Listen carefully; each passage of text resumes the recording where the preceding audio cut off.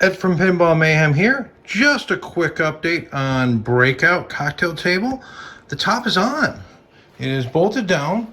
I was unable to figure out what this paper tape is. I'm just going to go without it, but you can see I ended up just putting some brush paint over this. I just finished polishing both sides of the smoke plexi that kind of sits in indentation. And it looks like there's little foam strips that were pressed down pretty hard. What I'm going to do is I'm just going to use a little bit of thicker foam. Just put a couple pieces on each side just to keep it from rattling and moving and give a little space. This is not the actual one I used, but I did end up taking the original instruction. Let's see, here it is, and it was pretty yellowed. I think it's supposed to be yellow actually, but now I know it should be cream color. I kind of screwed that up, but oh well, too late. I ended up photocopying this and taking the background density all the way light on the Canon I used, and I was able to get it to, here's a few options, a few things I was going through with my generations, trying to get rid of that backgrounding. You can see there's where I started, and then I started getting the background left and moving the density forward. Now you see this sponge seal. Show you quickly what I did with that. Because this table rocks up and hits this, I decided to throw just a chunk of high density foam here and here, hoping none of my family friends that come over peel that off. That's just something so that when I open it up and I bang into here, I don't end up marring any of this. Notice I didn't put it right in the middle because there's a speaker there. I don't want to be pressing on that, so I made sure to go on each side. We'll see how long that lasts, but it does clear these keys, which is nice. I'm not going to pick it up right now because I don't have that window fixed. Looking back at the damage over here, you can see it actually looks more prominent on the camera. The divots I puttied in and I painted over.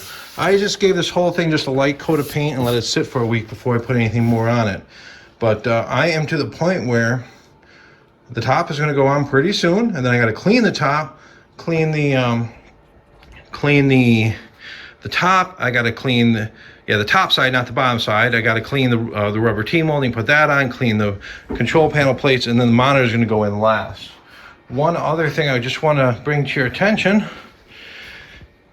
I ended up, I couldn't find carriage bolts without the lettering on them, because originally it was an 1.5" 1024 carriage bolt, and this is the best out of the 12 I have. So I went and bought 14 just so I had some spares, and put them in the lathe, and I took a file and then sandpaper and just removed the lettering and then sanded it so it got a little bit smooth edge, hit it with some satin paint, and these are the little bitty screws that help hold the T-molding from peeling out. And here are the originals of what I had. Now,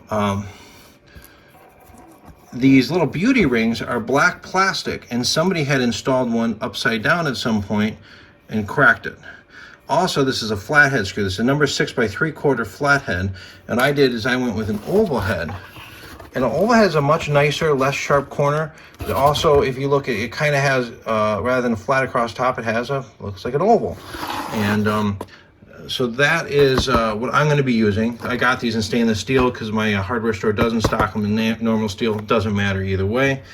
And this is the original beauty ring, or whatever you want to call it. And I ended up just chucking up some black plastic I had, and I turned out a couple more. So hopefully I'll have 2 good ones.